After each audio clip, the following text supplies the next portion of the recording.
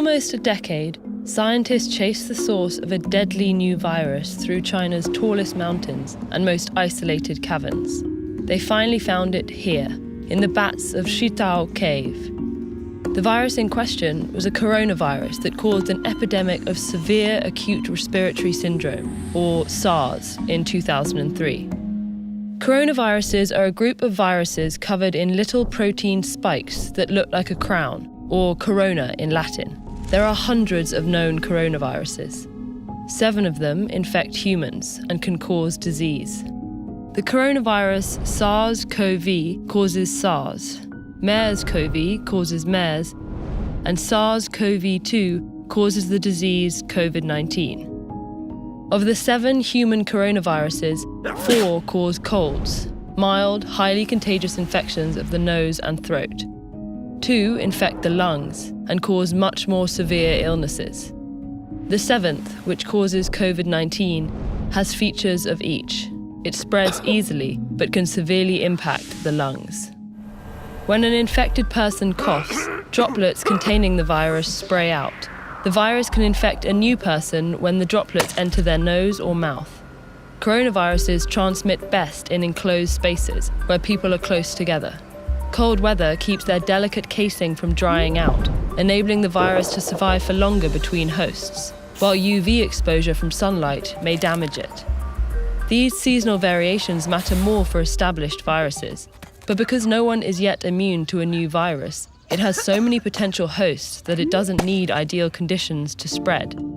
In the body, the protein spikes embed in the host cells and fuse with them, enabling the virus to hijack the host cell's machinery to replicate its own genes. Coronaviruses store their genes on RNA. All viruses are either RNA viruses or DNA viruses. RNA viruses tend to be smaller, with fewer genes, meaning they infect many hosts and replicate quickly in those hosts. In general, RNA viruses don't have a proofreading mechanism, whereas DNA viruses do. So when an RNA virus replicates, it's much more likely to have mistakes, called mutations.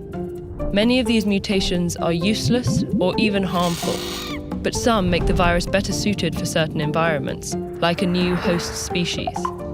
Epidemics often occur when a virus jumps from animals to humans. This is true of the RNA viruses that cause the Ebola, Zika, and SARS epidemics, and the COVID-19 pandemic. Once in humans, the virus still mutates, usually not enough to create a new virus, but enough to create variations or strains of the original one. Coronaviruses have a few key differences from most RNA viruses. They're some of the largest, meaning they have the most genes. That creates more opportunity for harmful mutations. To counteract this risk, coronaviruses have a unique feature, an enzyme that checks for replication errors and corrects mistakes. This makes coronaviruses much more stable, with a slower mutation rate than other RNA viruses. While this may sound formidable, the slow mutation rate is actually a promising sign when it comes to disarming them.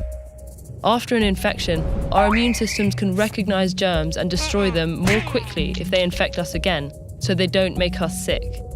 But mutations can make a virus less recognizable to our immune systems and therefore more difficult to fight off. They can also make antiviral drugs and vaccines less effective because they're tailored very specifically to a virus. That's why we need a new flu vaccine every year.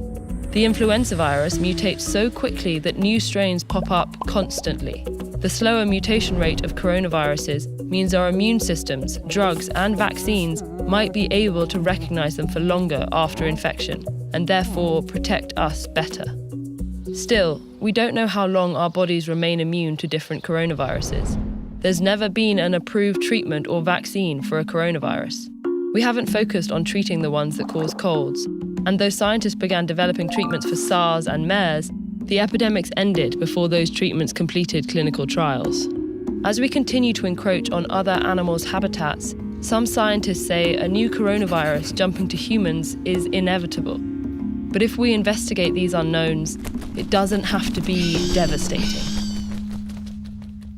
Students and teachers all over the world did their part to help slow the spread of COVID-19 by staying home.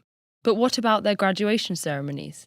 Learn more about TED's global campaign to celebrate and elevate the hopes and ideas of an entire generation.